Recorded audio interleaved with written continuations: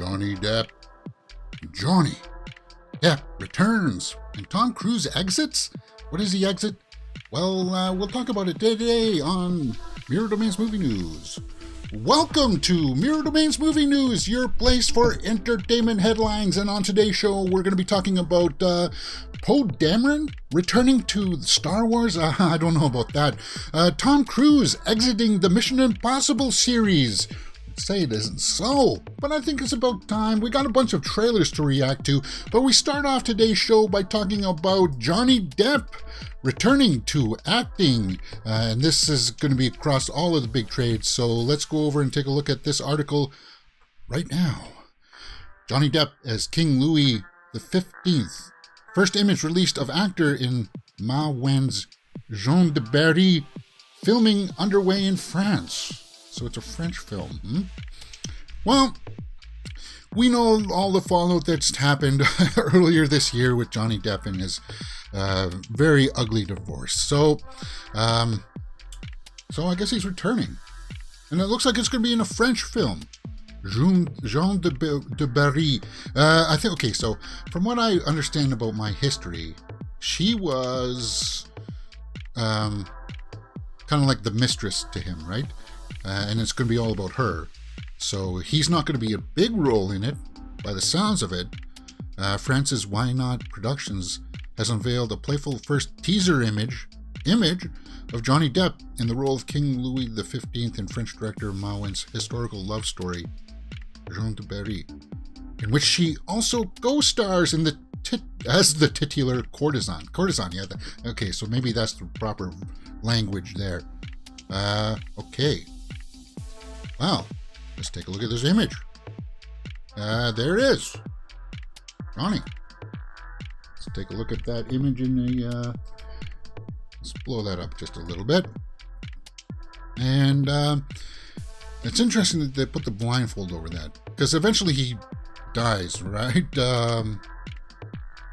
Well, I guess he was a little bit older, but of course, eventually he dies. James, what kind of reporting is that? Of course, everybody eventually dies.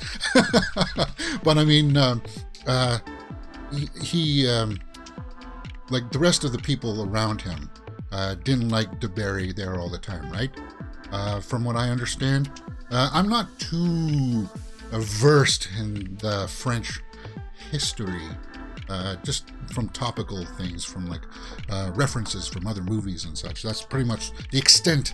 But our first image is Johnny. It looks like, well, you know, this was back when they didn't take baths and stuff. They would just put powder on you and stuff and wear wigs, and it was bizarre times, right? Really bizarre times. And it was before. He was the I guess. Father, like his son married Marie Antoinette. Is that it? Is that what happened? Let's take a look at some of the comments here, and hopefully they're not too salacious. Johnny Depp can make as many cheap French indie films he wants, but his career in America is over. No respected director will ever hire him, and no A-list actor will ever work with him. Well, it's possible, but you know, it's not as bad as some other situations out there. It's not like the Ezra Miller. We're going to talk about Ezra Miller in a few moments. But it's not like the Kevin Spacey kind of situation. It's not like the Bryan Singer situation. Law and Network Podcast PR said he signed a studio movie to begin filming in 2023. It would be announced later this year. So he is going to go back and work with films once all of this, like the trial stuff with him and Amber Heard it's going to be going on for a couple of years. And by the sounds of it, it looks like it's most likely going to end up on his side of things. So there you go. And then people come up to bat for him, which was typical. We saw all of that in the fallout of the last court case, the defamation case, right? So excited to watch this. Bravo, Johnny. Major talent involved all around. Looking forward to this. Excellent. Looking forward to it. So there's mostly support for Johnny. And I think, well, they were not good to either each other, right? So for me, it's kind of like we just got to set back and make some foreign films. Let's let things blow over a little bit. Maiwen, I'm sorry if I'm not pronouncing that right.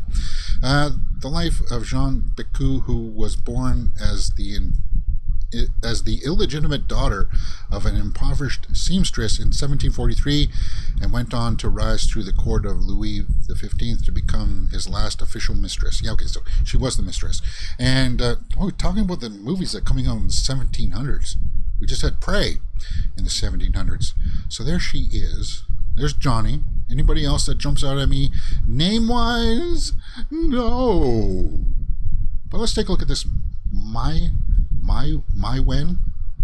Let's take a look at her resume here. Sometimes as Maiwen Besco. Maiwen. I should have looked up her name. Usually I like to research these things beforehand, and it's my bad that if I'm butchering her last name, I totally apologize. Jean de Berry, so she's filming that. Our ties. I'm guessing it's going to be a lot of French stuff in her resume. A lot of stuff perhaps that I will not recognize. So I'm just quickly going over this to see if there's any of the names that jump out at me. High Tension. I remember that movie. She wasn't the lead actress in High Tension, though. Was she? No. High Tension was kind of like a... Oh, she was she was the diva in The Fifth Element? The girl that was dressed up all in blue? Wow. That's... Who's making this? Okay. Huh. Fascinating. And she was in Leon the Professional. Blonde Babe. But she was in The Fifth Element as the diva. Let's see if I can pull up that Fifth Element. Yeah, I want to, because this is her. Wow. No. Yeah. Wow. That's very interesting. And you know what? You thought that her vocals there were synthesized, but apparently there are actual vocalists that can imitate it. So that's who's directing Johnny Depp in Jean de Berry and Johnny Depp's return to acting.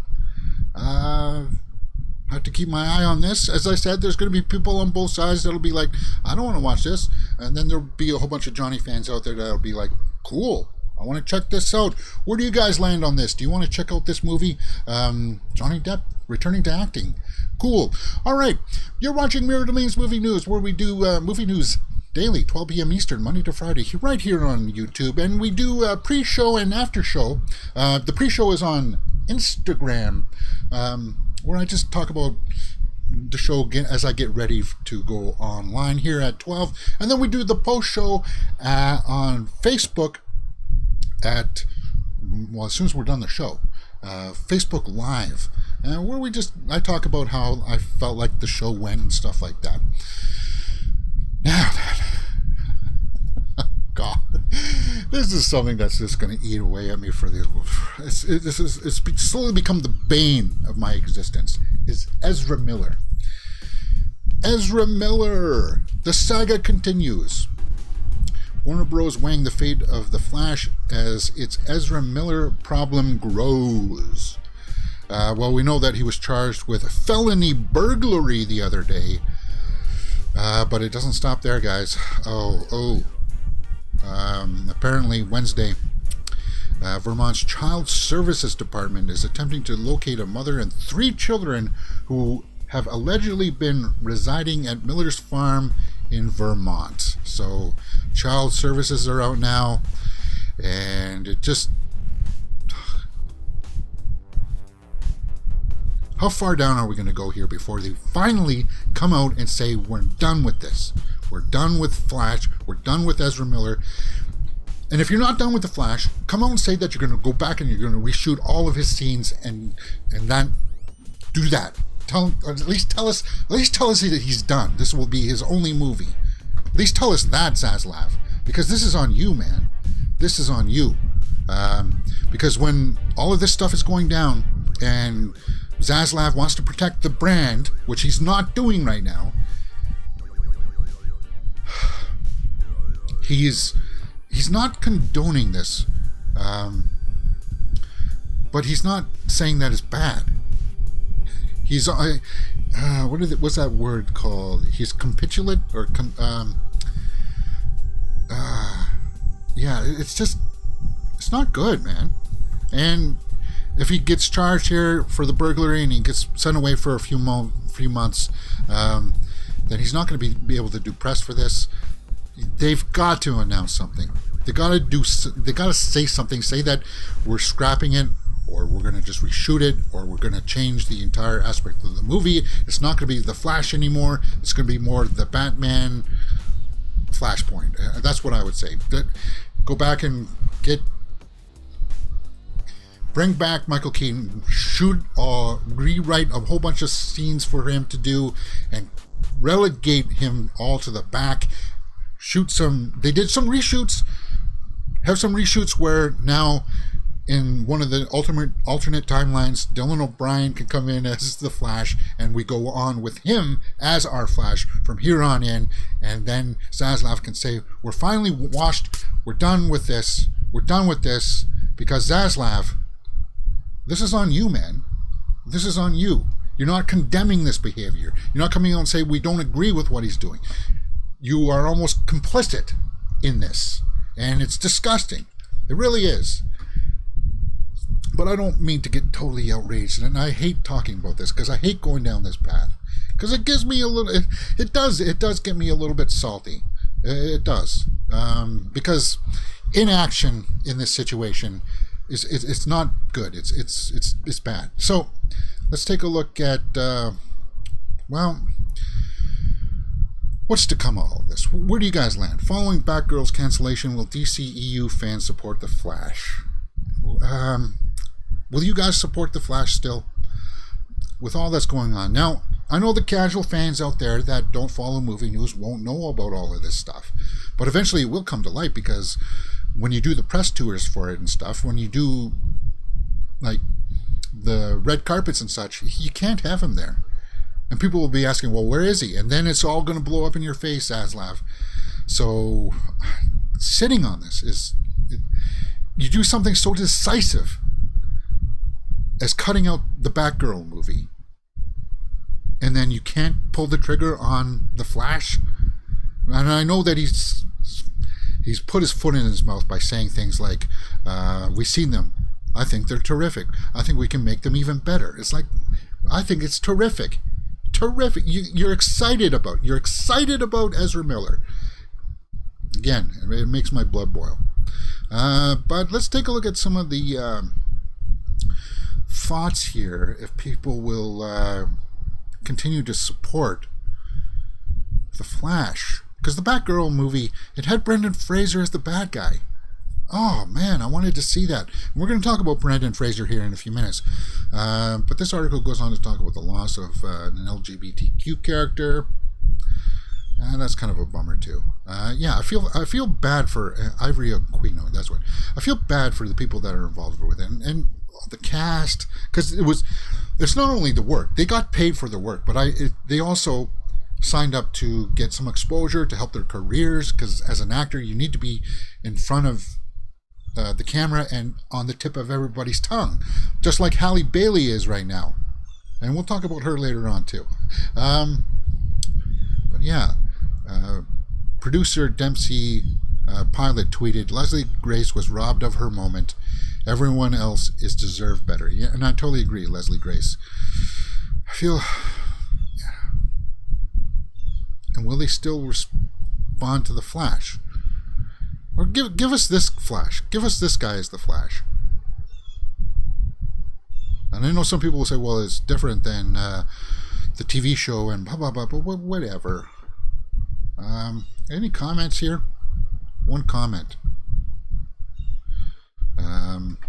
WB and DC can continue to ignore the Ezra Miller problem if they want, but from New York Post 2022, a young mother and 3 children were allegedly living with Ezra Miller at the actor's Vermont farm are reportedly missing. Yeah, that's a bad look. That's not good. Jesus, Zaslav, what are you doing? Stop sitting on your hands, man. Stop it. You can stop it. But I'm not going to talk about that anymore. Just to let you know, the current updates, there were reports that he was arrested yesterday, but I haven't been able to find anything that can substantiate that. But I'm sure this saga will continue. I just want to quickly gloss over that.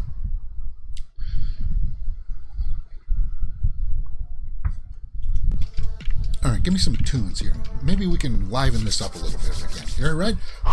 We got some good stories to talk about. Disney Plus passes Netflix in subscribers? Really? Now, this is just a business story, but Disney now has more total streaming subscribers than Netflix. But Disney generates much lower per sub revenue.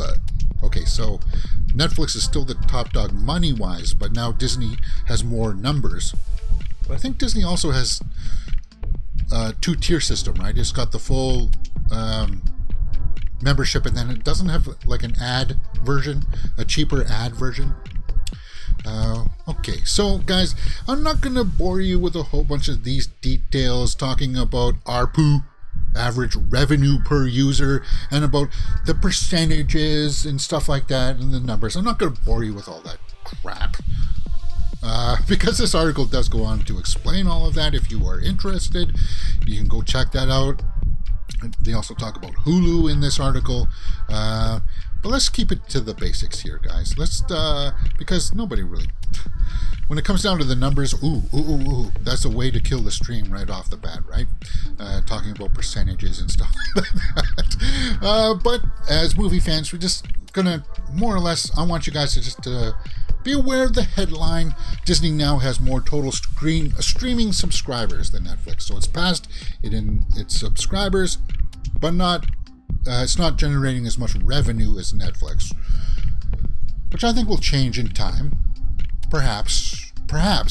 It depends, because Disney, it does have some challenges. You know, Thor and Lightyear, Malaysia government commits to banning these movies. So, and Thor and Lightyear fall under the Disney banner, right? Because they're MCU and Pixar, right? Is it? Lightyear was Pixar, wasn't it? Who cares? But anyway, LGBTQ films, yeah. So, there are places out there in the world where you're not going to be able to see that. I can't remember in Thor, Love and Thunder. What was the LGBTQ moment in Thor? If anybody else in the live chat or watching this afterwards knows what that was, I can't remember. Oh, right, it was Korg, right? It's because, well, the rocks. Maybe that's it. Was that it, Korg? I know that they say that Valkyrie is, but she was... They're not going to sidestep the story just to add that in, right? Right? And I know the Lightyear scene that people are talking about, but come on. You can recut that out. But why would you need to cut that out? All I say about this stuff, guys, is that when you have a no tolerance for that kind of stuff, no tolerance is not necessarily the best way to have things, but the way that I look at it is, hey, you do what you do, the rest of the world is going to go flying right by you, even even in the realm of arts and entertainment. They have a huge cultural impact, and culturally we'll go right by you, and you'll still be living back in like 100 years from now. You'll still be doing stuff like this, and you'll be like, hey, what's going on? Why is everybody so advanced? I don't understand it. Well, it's because you made some weird life choices. All right. I think that's all of the bad stuff we have to talk about for today. Yeah. Let's talk about some of the good stuff. Even Tom Cruise exiting Mission Impossible I think it's a good thing. So, John Wick 4 first, though. The runtime. Let's talk about John Wick, because everybody likes Keanu Reeves. I like Keanu Reeves. John Wick 4 will be the longest film in the franchise. Director says the movie is essentially done. Okay, good. Well, you know, if it's going to be the longest in the franchise, how long is that? John Wick 4 is expected March 24th, 2023. Okay, so let's take a look. As far we've only received a short teaser trailer, which I saw, and it was pretty good, and not much news is known about its progress. Okay, so when asked about the runtime for the movie, the director wouldn't say the exact minutes. Oh, okay. But said it's longer than the other three, but not that long. The other first three films averaged around 2 hours, so expect John Wick 4 to clock in around 2 hours and 10-minute mark, or maybe a little bit longer. Not too much longer. Man, I hope it doesn't clock in like 2 hours and 40 minutes. I'm getting a little bit fatigued of these long movies in the theater. Yeah. John Wick 4, nearly complete, over 2 hours. What do you guys think? John Wick 5 status is entirely at the studio's behest, says the director. So I thought they were going to shoot 4 and 5 back to back, but I guess not. Come on, it's John Wick. The first three were awesome. I really like Parabellum, and it's kind of a bummer that Halle Bailey is not going to come back for that, for this one. But I trust the director, and I trust Keanu Reeves to bring us a nice John Wick film. And that's something that I think would be coming down to its final chapters. If they make the fifth one and close it out like that, that's fine with me. But who knows? If they continue to make money, then you're going to get more John Wick. John Wick. Let's take a look at the IMDb quickly to see if it does give us the release date is March 24th. Does give it a runtime. Usually if they put the runtime, it'll be right here. And it's not there. Okay. And of course, Donnie Yen is going to be in this one. Bill Skarsgård. Lawrence Fishburne is going to be back. Hiroyuki Sanada. We just saw him in Bullet Train. And he's... Ooh, Lance Reddick. Yeah, because he's the guy at the hotel, right? The guy that checks you in. Natalia Tena. Oh, Clancy Brown. Cool. You can't go wrong with Clancy Brown. The Kurgan. Oh, yes. John Wick 4. I'm excited. Next year, guys. March 24th. Runtime. Tom Cruise. Let's talk about Tom Cruise. Tom Cruise's future movie plans confirm Mission Impossible Exit. Does it confirm it, though? Does it really confirm it? Well, we know that he's got a few projects that he would like to do. So let's just see what people are clamoring at here.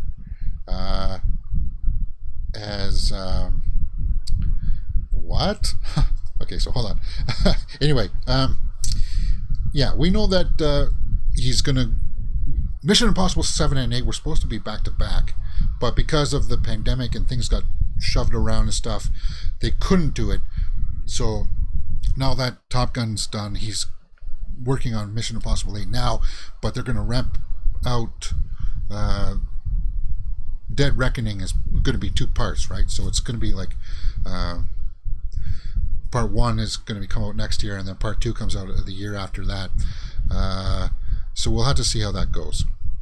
And what are they talking about? They're talking about that because he's got possibly a Les Grossman spin-off from Tropic Thunder coming out that he wants to develop, but he's also got a musical production with Ralph McQuarrie, who is directing the Mission Impossible movies, that I think the musical one is going to come first, and then possibly the Les Grossman one, that people are saying that that's the sign that he's done with the Mission Impossible after Dead Reckoning Part 2.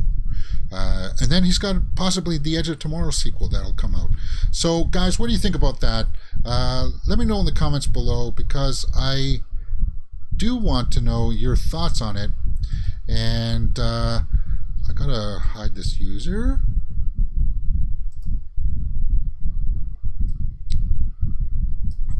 And I want to know, because I like Tom Cruise,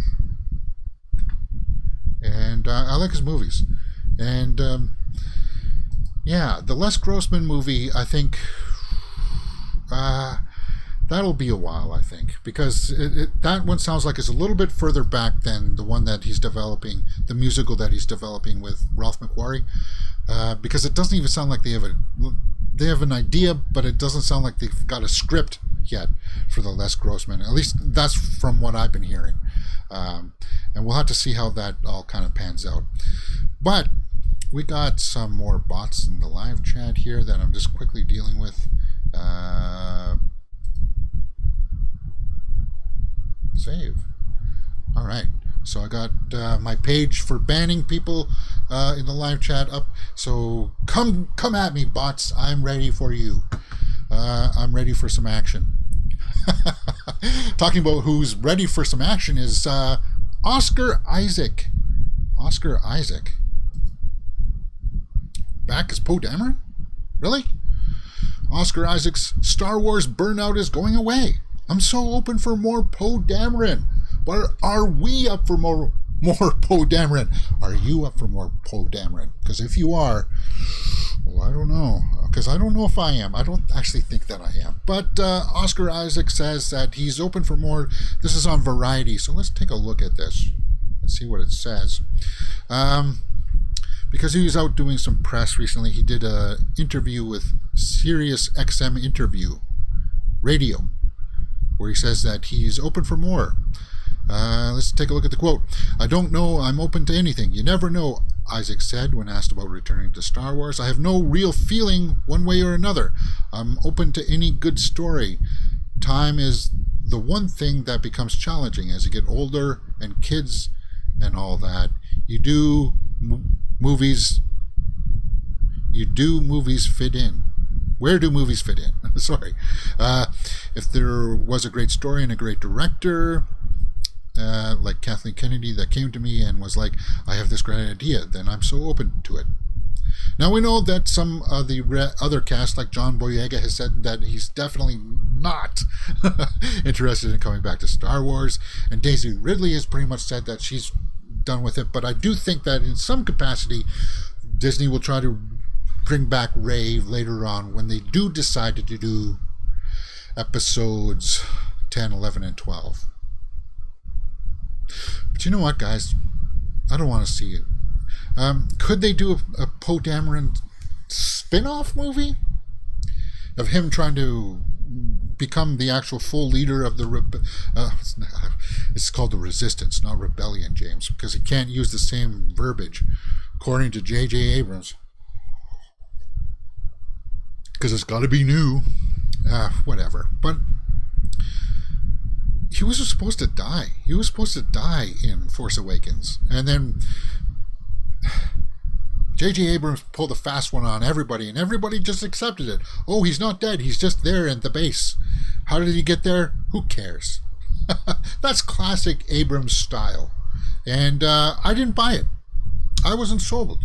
I saw it and said, hey guys, but everybody else, including myself at the time, was like, but it's so awesome to see Han back and stuff. Yeah, the sequel trilogy is just, it's not going to age well. And I'm not going to harp on that too much. But Poe Dameron, Oscar Isaac is a great actor, so I sort of agree with him. If there's a good story there, if there's something they want to do, then go ahead and do it, man. That's what I would say, because Oscar Isaac is great talent. Poe Dameron coming back in a film or something, maybe a series. Could he show up? Could he show up in a series later on? Possibly. Maybe not in an Ahsoka series. I don't know. We'll have to see how this pans out. But what do you guys think? Brendan Fraser is going to be in a Darren Aronofsky movie called The Whale. Brendan Fraser sadly was cut from that Batgirl movie. Blah, blah, blah, blah, blah. Brendan Fraser talks his transformation in The Whale because, apparently he went through that Colin Farrell thing of putting on a bodysuit, a fat suit, because he's somebody who starts off, I think, grotesquely obese and then becomes thinner as the movie goes on, but it's about much more than that. Darren Aronofsky, which finds Fraser as a 600-pound man named Charlie who must face several personal struggles as he tries to reconnect with his estranged daughter. The Whale will find, apparently he left his family because he was gay or something, and then his daughter turned her back on him, and now he's going to try to make peace with her. And he loses weight throughout the film, from what I understand, but maybe he doesn't. And he talks about the prosthetics here. The real task was the authenticity create. The real task was to. Quote, the real task was to authentically create this character with all the tools we have with makeup, prosthetics, suit building, and a little bit of CGI to ensure that the shape of this man's body obeys the laws of physics and gravity. But you know what? They've been doing this kind of stuff ever since, like, long time ago, even before, like, things like Fight Club, where Meatloaf had to wear a suit like that. Let's see. So it's going to be one of those projects. What else does he say? I can attest that this project was made by artisans in each and every category, Fraser added. The story is 17-year-old. And Sadie Sink is in this. It's Charlie's daughter. Well, then you just sold me with Sadie Sink. Wow, I forgot about that. I'll have to keep on checking that out. Sadie Sink, it was a real standout for a lot of people in Stranger Things Season 4. She did have some good moments. I do agree with that. I said from the early scenes that she's doing something special. Sadie Sink is going to go on to become a fantastic, fantastic actress. Charlie's daughter, with two becoming estranged after Charlie abandoned his family for his gay lover, who later died, resulting in him binge eating out of pain and guilt. Okay, so maybe he'll start thin and then become overweight. Okay, so it's the opposite way. All right. But Aronofsky, you can trust him, right? He did The Wrestler. He's got that edge to him. He did Mother as well, right? Yeah. So he's got that flair. But what do you guys think about that? Are you interested about Brendan Fraser in The Whale? I'm sure that because of articles like this coming out, it's coming out soon, isn't it? Let me see if there's a release date here. September 2022 is when it premieres. So there we go. All right. Let's just have some fun here for a little bit. Let's talk about Tomb Raider. Tomb Raider was canned recently. Alicia Vikander is out, sadly, because the rights are up in limbo right now when MGM got bought out there. But there's been people speculating, well then, who can possibly take over in the role of Lara Croft if Vikander's out? Which still breaks my heart because she was awesome. And MovieWeb has published an article saying 5 actresses we think should play the next Lara Croft. Okay, well, let's see who's on your list. Let's see if I agree. Maybe you agree with some of these picks. And then afterwards, if I don't agree, I'll give you my picks. Number 5, Rosamund Pike. If she was like 10 years younger, maybe. She's a talented actress. Gone Girl is one of my favorite Fincher films. So Rosamund Pike, yeah, a bit too old. No, I don't think she would be good. Emily Browning. She's on the young. No, she's got to be close to 30 by now. See, that's the thing. You got to go young. See, I love Gemma Arterton, but she's too old. Like 10 years ago, she would have been awesome. spectacular even. She would have been the greatest, one of the best Lara Crofts. But yeah, she's older now, guys. Come on. Oh, Margot Robbie. No. No. Definitely not. She's got her hand in too many cookie jars right now. No. Emily Blunt. Again, she's too old. Too old, guys. What are you doing?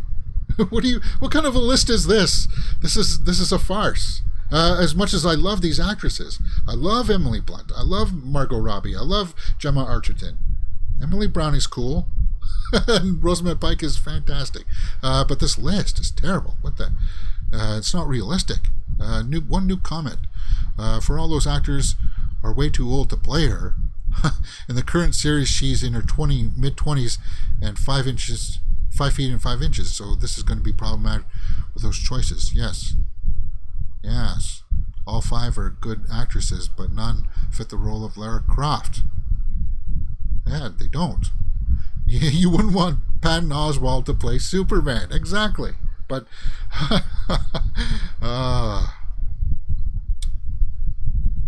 besides Emily Browning, the rest still to be of the age range of Lara Croft. Don't think any of these suggestions would be fit. Gemma possibly, but yeah, if you're trying to go younger again, man, I don't. Unless you make her middle age, then yeah, Gemma could do it, but I don't know if she would want to. Oh, Alicia, I miss you. Why couldn't we make a second one with you? Because I really liked her version. So, guys, what would your pick for Lara Croft be? I'll give you a couple of mine. When they were going to originally reboot it with Alicia Vikander, one of the names that I threw out there was Alicia Debnam Carey from Fear the Walking Dead. She was actually my number 1 pick. I would have picked her. Now, some of these pictures are... Yeah, see, look at that. You're telling me that you put some sunglasses on this, and that's not Lara? Yeah, I think she would have been a good pick, but I think she's like 29 now, or 30. So again, we're getting into that age problem.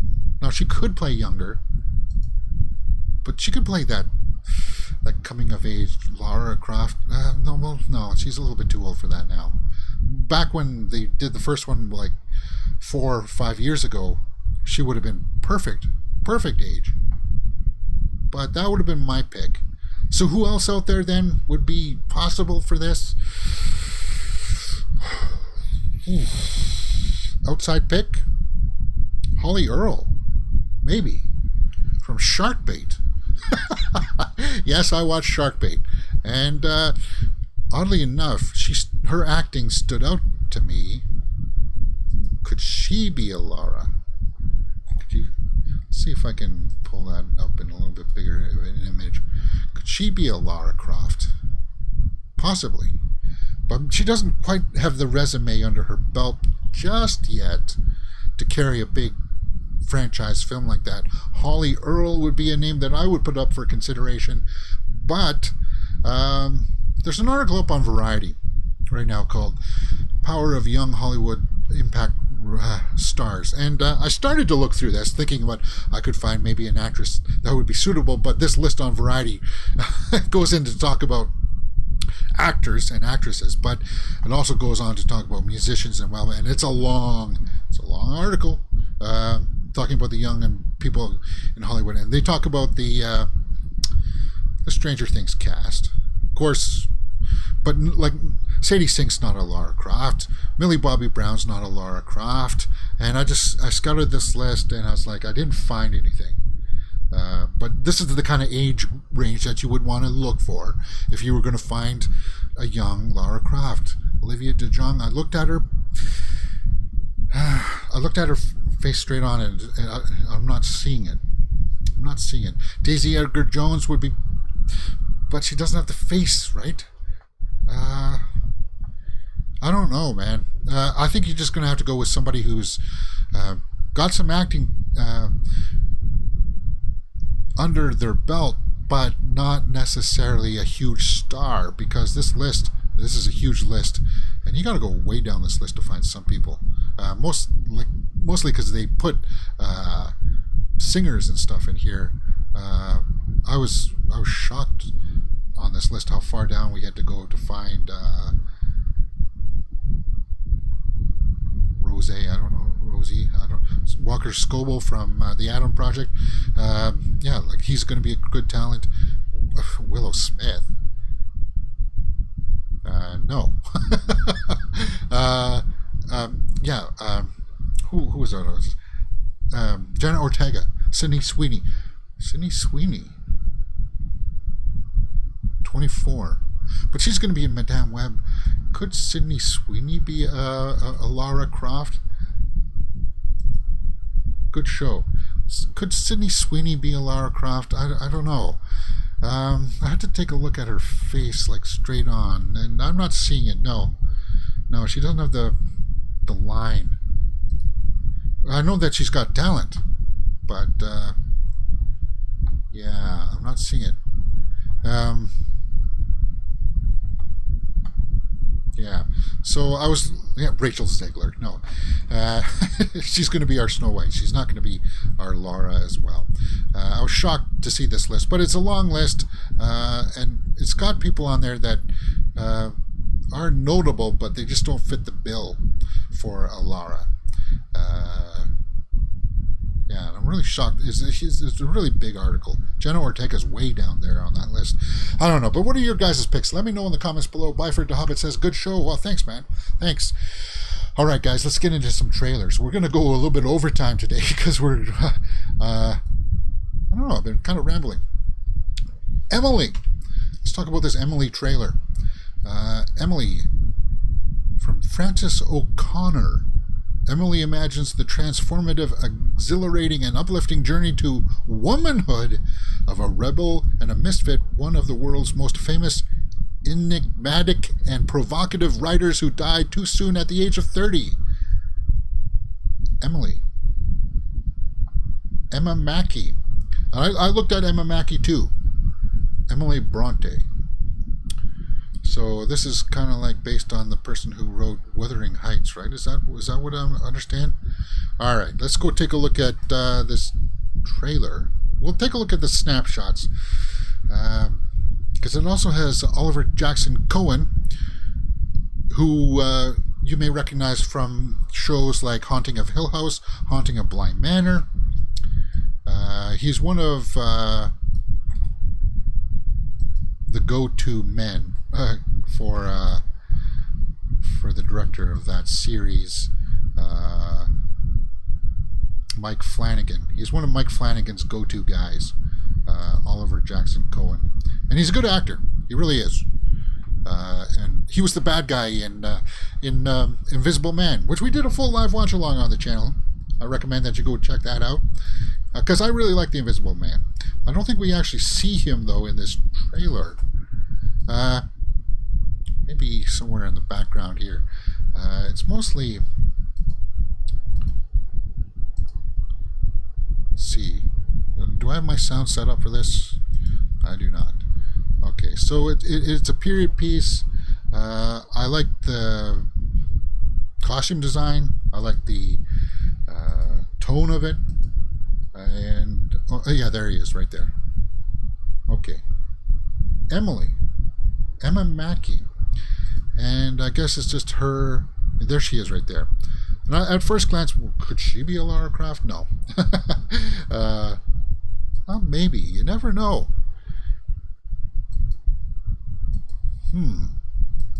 But it's a period piece she's writing, and I guess she'll come under some kind of scrutiny at some point in her life. And I don't know if it was. I don't know the Emily Bronte story, so very interesting. I'll have to check out this movie when it comes out, because, as I said, it's very curious. I will turn on the sound here. Let's turn on the sound. What was she screaming there? Because I watched this trailer this morning, but I need to refresh myself.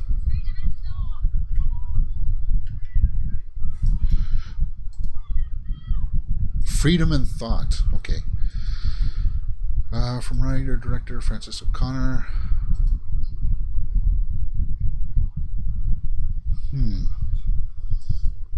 Okay, so there is a little bit of some romance going on in the background there. And then I think... what's going on with her eyes there, guys? What the heck is that? That can't be glasses. What? That's weird. That's almost horrific. So she's somebody's been reading her work, and I guess she'll get published, right? Yeah, from that angle. Like I'm sure she's a talented actress. I'm still hung up on that Lara Croft thing. Stop it. Okay, stop it. I won't think about that. But like the cinematography looks like it's on point. Genius. And looks like we should get some good performances, mostly from Emma Mackey. Let's take a look at some of the comments. You know a movie's going to be good when the music is insane? Well, I don't know about that. Bonnets, ladies. Bonnets. What? Okay. Thank goodness a movie about a historical female that doesn't feel the need to make it about how she is a female, and instead of how she's a person. So that's what you get from this trailer. So yeah, I got that too. That they were talking about her more of as a person instead of her being a female writing all this stuff. And I like that. I dug it. So, yeah. I think this is going to work nicely.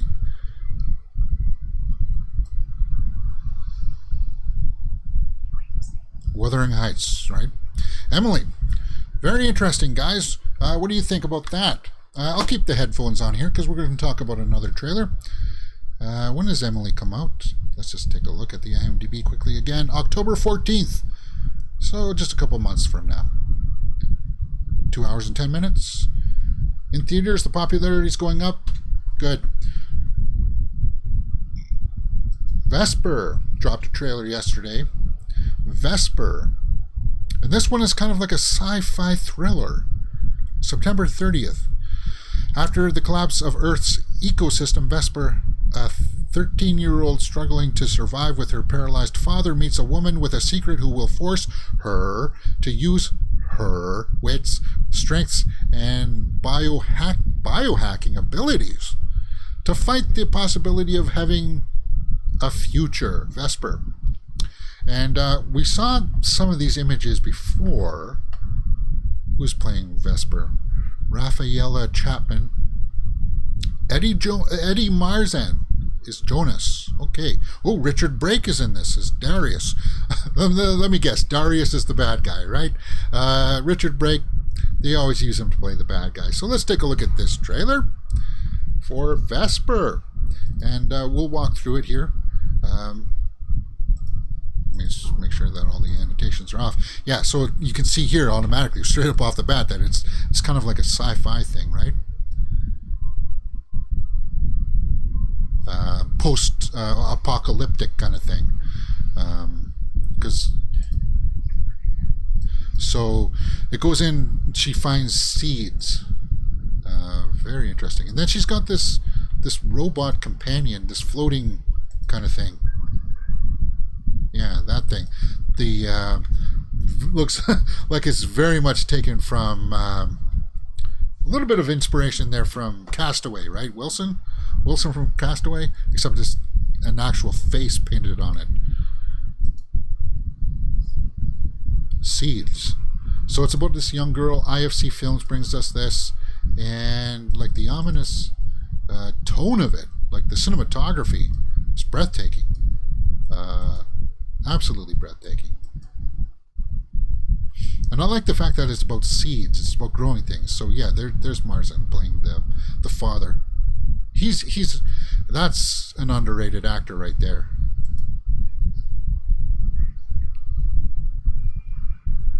And this young girl, very dialed back performance that I'm getting from this trailer. But I like how it's kind of like about growing things. It's about nurturing things.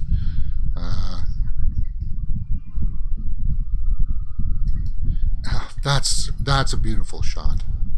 Beautiful. Yeah. I don't intend to do the full trailer reaction here, guys. I wanted you to see kind of like the scope and what they're kind of shooting for in this. Because you get those kind of post-apocalyptic movies like Mad Max, where it's kind of like everything's like dust. But in this one, things are green still. There's still some greens in the background, and I like that. So the color palette is a little bit more rich. It's not quite as washed out. And that's not a knock on Mad Max or anything like that, because Mad Max was one of my favorite movies of that year. In fact, it was my favorite movie of that year, Fury Road. So it just goes into explain more.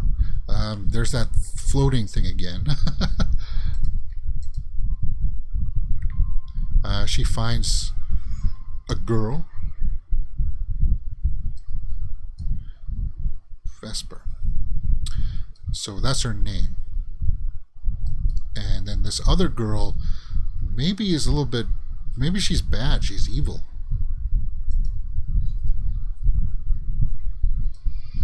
Oh, so she's going to take you to these ships, is that what? Dazzling and striking design, futuristic fairy tale. Oh yeah, look, what the heck is that? Ooh. Huh.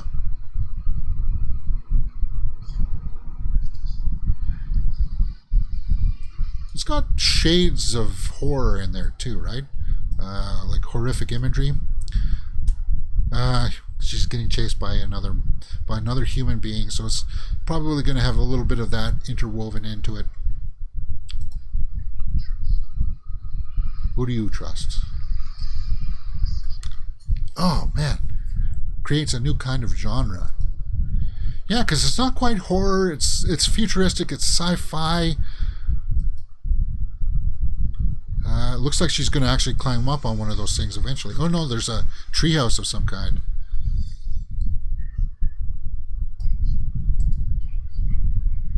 Yeah. Quite the promising feature, Hourglass Viking says in the live chat. Vesper. Very interesting. Let's take a look at some of the comments. This looks amazing. There are some really good movies coming out this year. I'm excited. We've had some stinkers the last few years. Well, that's every year, man. Creativity is on the rise again. Well, depends on your point of view. I'm sure there's just as many of you out there that say that creativity is on the rise as there are people out there saying that all Hollywood does is reboots and sequels. So take it with a grain of salt. Oh my god, I swear this looks like such an awesome movie, but please do not disappoint me because I have been so disappointed by movies with awesome trailers lately. And I hope not. It looks like they're doing something here, especially with this. This girl will be an interesting mix. And I like the fact that she's trying to grow seeds. Maybe she's just, trying to grow food and stuff like that. Interesting cast, for sure. Vesper. What's the release date again? September 30th. So that's just over a month and a half away. Very, very interesting, guys. Vesper.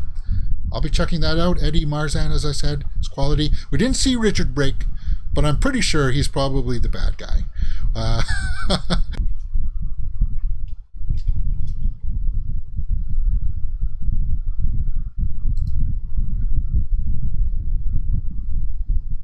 All right, are we back? Sorry about that, guys. I don't know what's happening there. My OBS just kind of froze there for a second, and I was kind of like, tuk, tuk, tuk, tuk. My statistics say that it was good. Sorry about the pause, but that's okay. We're going to go overtime today, because we're going to talk about Timothée Chalamet. My apologies. My apologies. Hopefully, when that gets fixed wow, I've been having trouble with the streams lately. I've been having to go back and fix things. But let's continue on with Timothée Chalamet has a new teaser out for his upcoming movie called Bones and All. Oh, all right. That's because YouTube crashed.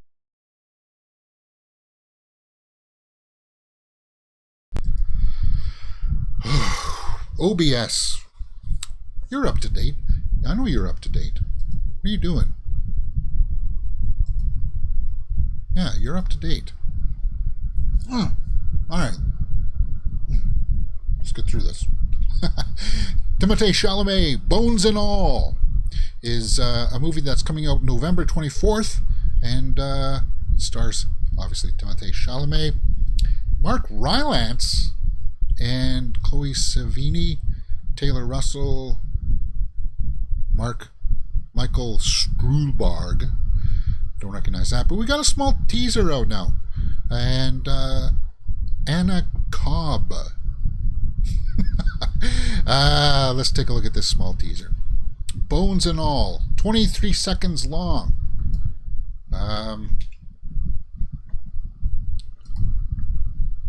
Maybe I've overloaded my OBS today, James. I'm taxing it too much. I definitely need a new computer. So that's what I need. All right. Let's make sure that everything is working here. And let's take a look at this teaser for Bones and All with Timothée Chalamet. Now, it's just them looking at each other. What does he say there? I don't think I'm a bad person? Okay. I don't even know what this is about. There's Rylance. And it looks like it's a young couple on the run from something. Like Mark Rylance looked creepy there. That's an interesting change from Rylance, right? Huh. So is he kind of like a killer after them? Ooh. Taylor Russell. Timothée Chalamet. Let's go through the names of Mark Rylance. So that's it.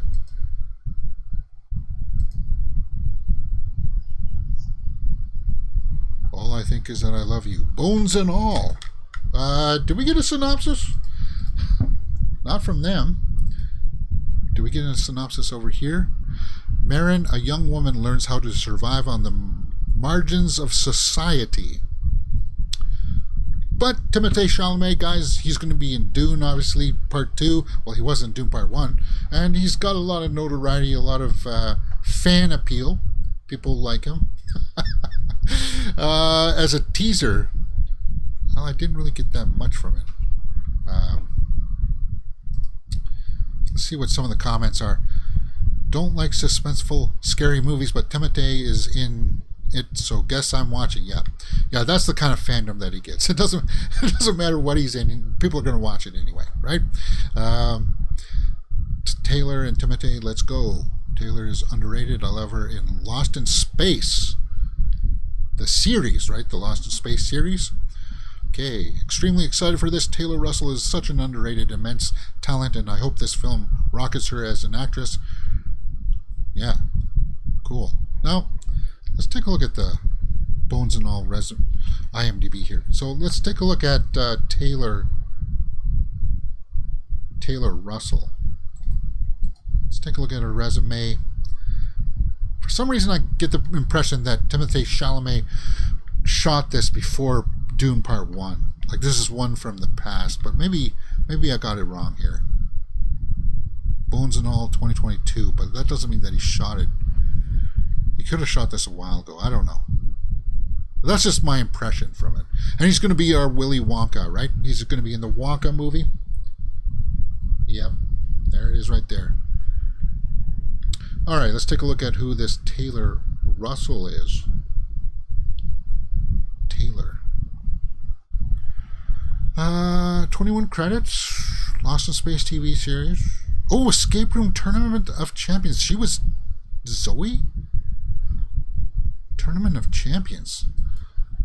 I like the first Escape Room. The second one was kind of like meh. Okay, so that's her right there, right? Okay. No. Is that her? I don't know.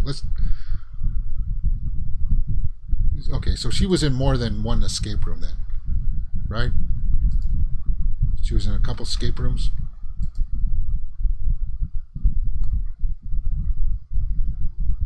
Yeah, she was in the first one. Yeah. Okay, okay.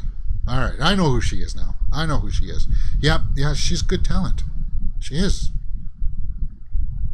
She was a standout in Escape Room, for sure. For sure. All right, guys. I think that's it for the trailers. We got a few more headlines here, some TV headlines that are not listed here, but they are listed in the description below. So let's go through them right now. Oh wait, we got one more thing here. Disney live-action Little Mermaid star debunks X-Men cast reporting. Yeah, Halle Bailey. Because she's going to be in that Disney live-action Little Mermaid, I think they're ramping up to release a trailer soon. And then she's going to be in the Color Purple remake next year. People have been speculating if she's going to be in the X-Men movie. You know, your initial, like the new X-Men reboots, your initial impression of, okay, well, she's going to be Storm, right? Well, no. She's not. So, oddly enough, they put her up for Kitty Pryde. According to Variety, Halle Bailey has been cast as Kitty Pryde in the upcoming... Well, here's the thing that's about this. The X-Men movie hasn't been announced yet, and the X-Men movie is apparently not going to be part of Phase 5. It's not. So it's going to be a long way down the lines. And why would they go with the Kitty... Like, start with the big characters. Anyway, she knocks that down. She says, this is not true. And I agree. I concur, Halle. I agree with you that she's not going to be in... well, that doesn't mean that she won't be in the movie, but she's not going to be Kitty Pryde as of yet. This feels more like a fishing kind of thing. Like, you know, some sites out there that try to break news will put out a line like this as kind of like a fishing bait. Is it real? Is it not? If somebody comes out and denies it or doesn't say that it's not true, then that's good enough for them to make headlines. So that's all we're going to talk about that for this.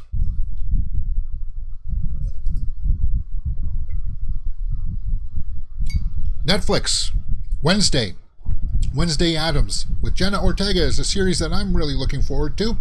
And we got our first image, or behind the scenes image here, of her on the ground there. Now we saw the teaser, and she walks up and clicks her fingers, right? Snaps her fingers. Can I snap on this hand? No, I can't. Why can't I snap on my left? Weird. Anyway, yeah. So we got our first image. Netflix, Wednesday, on a Wednesday. Can I blow that up a little bit? Yes, you can.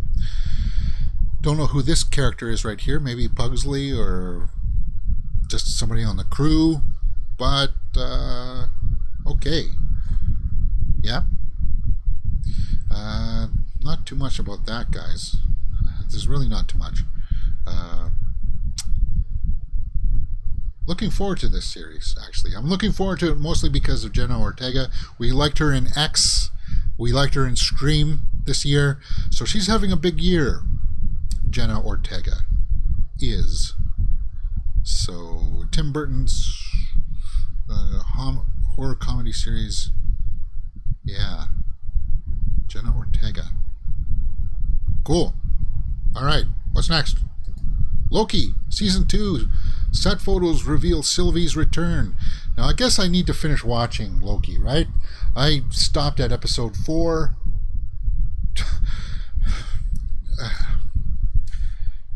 Because of the MCU deaths. It just got too tiresome for me. Okay, you die, and then you go to the TVA, right? They judge your life or whatever. But you're not really dead until they wipe you out for good. And then they wipe you out. They wiped out Mobius and then Loki himself at the end of episode 4. And I'm like, so Loki's been dead, 4 or 5 times now? And then that was enough to make me stop. It made me realize I didn't want to watch the rest of it, but I'll force myself to finish watching it because I do want to see where it goes. because Sylvie, she was the standout for me in the series. I liked her character quite a bit. So maybe I'll do justice and go back to watch it. There she is on set. Sylvie, my girl, I've missed you. Okay. Sylvie on the set of Loki, Season 2.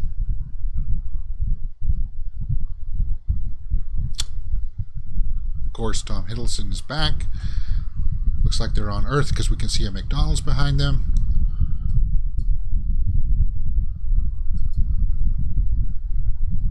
It looks like they're going to have some coffee in there, it looks like, at McDonald's. You know what? McDonald's coffee's not all that bad. It really isn't. Alright, what's next? Vincent D'Onofrio Kingpin is looking incredibly comic accurate in Echo set photos. Echo is another spin-off. And there we go. He's back as Kingpin, and he's going to be back as Kingpin in the Daredevil series as well. He must have one of those suits on. I'm talking about fat suits with Brendan Fraser. He's got to have one of those suits on because he just recently posted a picture of him like working out, right? And he's not that big anymore. He's not. But that he's a fantastic actor, and you can tell that he's not because he's got the loose skin here. He's got to be wearing some padding underneath there, because he did release that picture, that one, of him working out. And that wasn't that long ago, unless he shot this a long while ago. But he's fantastic casting as Kingpin, fantastic. One of my favorite scenes is when him and Punisher are duking it out in the jail, and he's just like and he like double punches him. Oh man, I gotta watch that scene again. That was awesome. But that's interesting. Echo series, the Echo series, guys. Maya Lopez Echo, and that's a spin-off series that's coming out. We'll have to see how that one goes, but you can't go wrong with more Vincent D'Onofrio. My long-term hope for D'Onofrio is that somehow he gets tied in with Spider-Man, and he's part of putting together the Sinister Six. That's what I want to see. Yeah. What do you guys think about some of those TV headlines? Very interesting. Arglass Vikings Alive says Wednesday will hands down be better than the Munsters reboot. Yeah, I definitely think it will be. You've not watched Sylvie's actions in the later episodes ties a lot of the future movies together, does it? Well, I'll have to go back and watch it. Soon. Maybe. I will. I'll force myself to watch it. But I don't like getting into forcing myself to do a whole bunch of things, especially the things that I don't like to do. Hey guys, I wanted to mention something before we go take a look at the old Twitterverse. We're going way over time today. We're getting up there. I was just looking at this the other day. 2985. We're getting close to 3,000 subscribers. Hey, you know what? It happens to everybody, right? You stick at it, and eventually you'll get up there. I'm somebody who doesn't tell you to hit the thumbs up button, to subscribe, leave a well, I do tell you to leave a comment, because I do like to respond to comments as much as I can. And I should respond to more comments. I really need to catch up. Even if they're a couple of weeks old, I'll get caught up eventually. But yeah, 3,000 is just around the corner. Cool. All right. Let's take a look at the old Twitterverse and round this out. We'll round this out.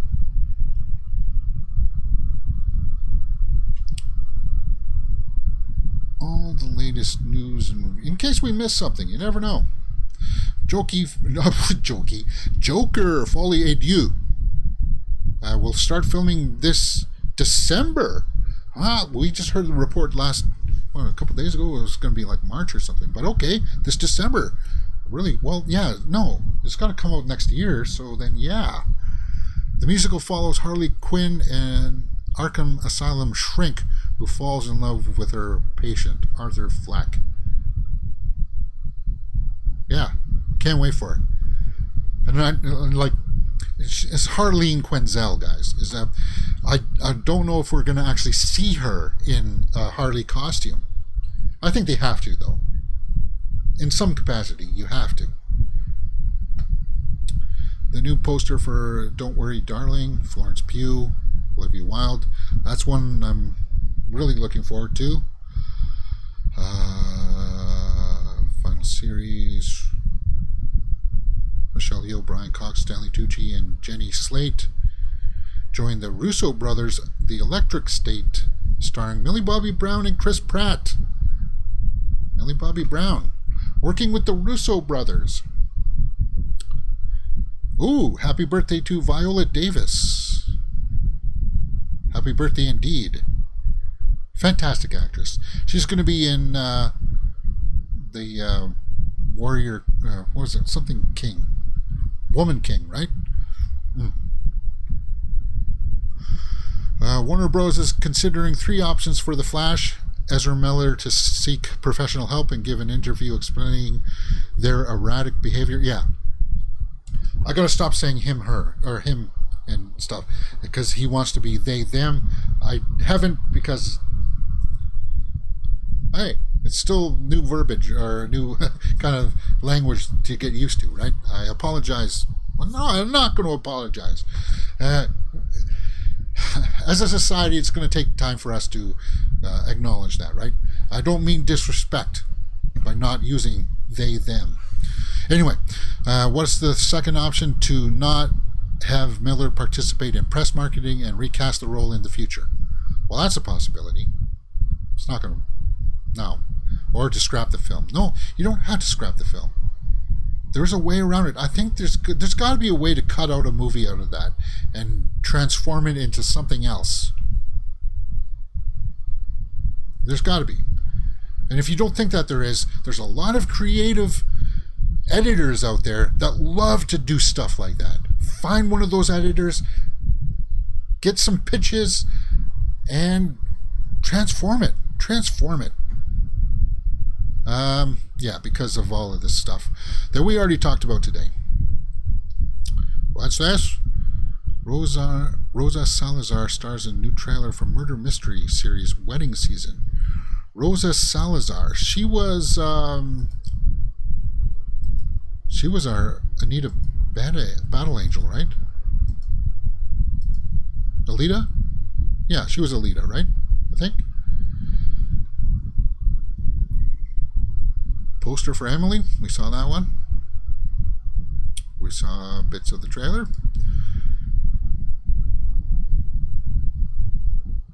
What's this? Set in an English seaside town in early 1980s, the film is about human connection and the magic of cinema. Sam Mendes. Empire of Light. Olivia Colman and Michael Ward. Colin Firth. Very interesting. Haven't seen a teaser for it. Okay. Original Sin. Oh, you know what was opening up today is Bodies, Bodies, Bodies. I'm going to maybe go check that out tonight, too. Bodies, Bodies, Bodies. And then there was another one that was opening up. A smaller film. Tatiana Maslany, Freya Mayer, Pilou Azbek Bayek.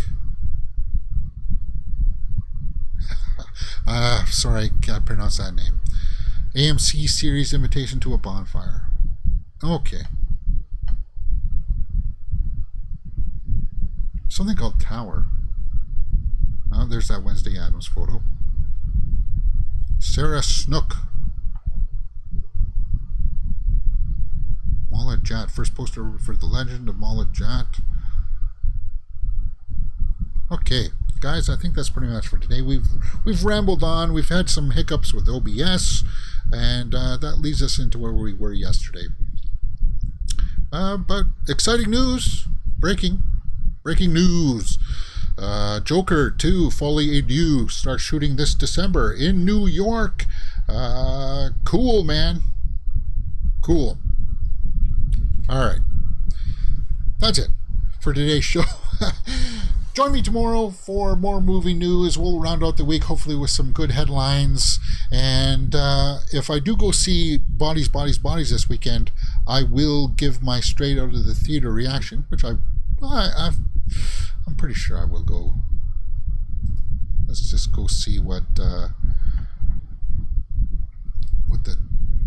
times are. Let's see what the times are. DC Super Pets. Fall's the one that's... Yeah, two girls climb up like a radio tower and then get stuck up there. Fall. 7:20. And then Bodies, Bodies, Bodies is at 7 p.m. Alright, guys.